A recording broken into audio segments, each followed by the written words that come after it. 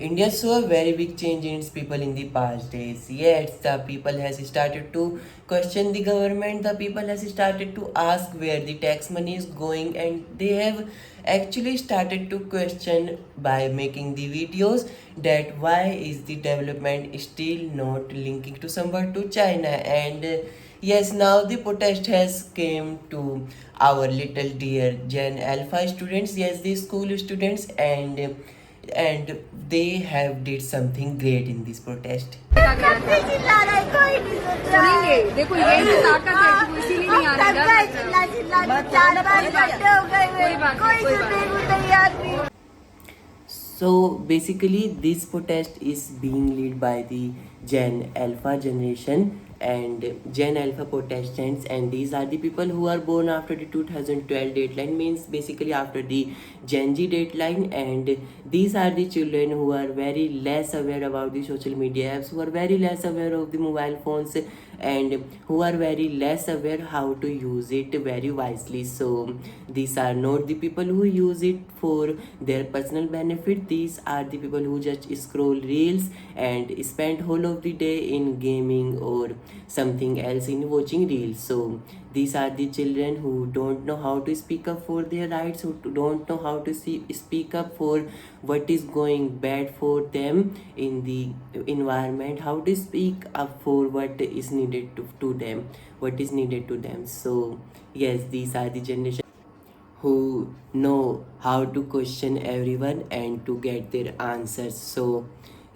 Basically जो demands हैंगी वो काफ़ी सिंपल रखी है बच्चों ने. इन्होंने सिंपली कहा है कि हमारे जो गवर्नमेंट स्कूल्स हैंगे उनको आप बेहतर करो, क्योंकि जैसा कि तुम लोग साइड में वीडियोस देख रहे होगे भाई, टॉयलेट्स की हालत बहुत ही ज़्यादा ख़राब है, पीने का पानी बहुत ख़राब हैगा, विंडोज़ पे मतलब कांच उंच लगाने के पैसे थे नहीं, सो इन्होंने पर्दे लगा दिए और पर्दों के राम पे मतलब चद्दर टांग रखी हैं. और दूसरी बात अगर तुम देखोगे तो पंखे अच्छे से नहीं चल रहे, मतलब इलेक्ट्रिसिटी की भी प्रॉब्लम हैगी, क्लासरूम्स पूरी टूटी हुई हैंगी, मतलब कि ना तो वहाँ पे कोई सफाई करने वाला आता हैगा, ना तो उनको कभी रेनोवेट किया जाता है, ना तो पेंट किया जाता है, ना तो उन रूम्स के साथ कभी होली बनाई जा रही है, ना तो दिवाली बनाई जा रही है. क्योंकि इसमें हो सकता है कि प्रशासन की काफ़ी गलती हो सकता है वो मिसमैनेजमेंट कर रहे हो, या फिर बच्चों पे ध्यान ना दे रहे हो इतना, या फिर हो सकता है कि कोई और भी बहुत बड़ी प्रॉब्लम हो इसके पीछे. सो वो सब छोड़ो, आगे देखो कि टॉयलेट की सीट्स जो हैं बहुत ही ज़्यादा गंदी है, मतलब कि स्कूल में साफ़ सफाई करने वाला कोई नहीं है. और कंप्लेंट्स यहाँ तक आई हैं कि जो सिक्योरिटी गार्ड वाला है वही चोर है, यानी कि वही रात में वही पी पा के अपना मस्त हो जाता हैगा अपनी लिक्वायर्ड ड्रिंक करके, और उसके बाद उसको कुछ नहीं पता चलता है स्कूल में क्या चल रहा है या फिर हॉस्टल्स में क्या चल रहा है. और बाकी एजुकेशन के प्रॉब्लम है कि इन बच्चों की, मतलब कि इनकी बुक्स नहीं आ रही हैंगी. और दूसरी बात, जो इन्होंने डिमांड्स रखी हैं भाई सारी ही सिंपल हैंगी, मतलब कि जो प्राइवेट स्कूल के बच्चों को मिलता हैगा, जो मतलब कि सिंपली बच्चों ने कहा था कि जो अमीर बच्चों को मिलता हैगा वो सब उनको भी मिलना चाहिए जो कि गवर्नमेंट स्कूल्स में पढ़ रहे हैं. ये नहीं कि उनको उनके राइट्स के नाम पे 10-12 बर्तन पकड़ा दिए और कह दिया कि happy children's day, go home.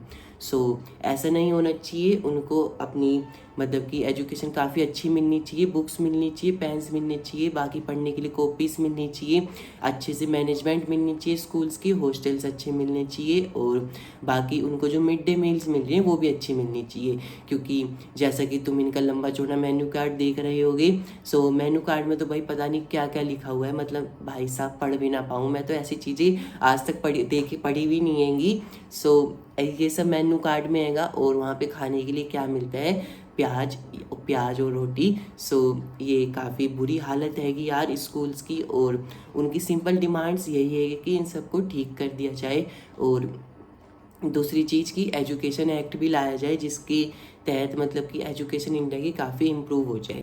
और एजुकेशन एक्ट के नाम पे बारी बारी किताबों को इतने से इतना करना, इतने से इतना करना, इतने से इतना करना, इतने से ना के बराबर कर देना, ये कोई भी आपकी अच्छी पॉलिसी नहीं है कि मैं अभी से बता दे रहा हूँ. क्योंकि बारी बारी बुक पतली करके आप बच्चों पे बर्डन कम नहीं कर रहे हो. एक बात मैं आपको क्लियर कर दूँ. और दूसरी बात, एजुकेशन एक्ट से बच्चों का मतलब ये हैगा कि भाई एजुकेशन को कुछ इस तरह से बनाई जाए कि मतलब कि उसको पढ़ने में काफ़ी ज़्यादा सिंपल इजी हो वो, और स्कूल्स में जो है लैंग्वेजेस सिखाई जाए, मतलब कि जो आप संस्कृत सिखाते हो इसी तरह से सरकारी स्कूलों में सभी में विदेशी लैंग्वेज सिखाई जाए, जैसे कि फ्रांस, जर्मनी, इटालियन, ये सब, ताकि आगे चल के जो है उनको जॉब्स की दिक्कत ना हो, और जो बच्चे बाहर जाना चाहते हैं वो बाहर भी जा पाएँ।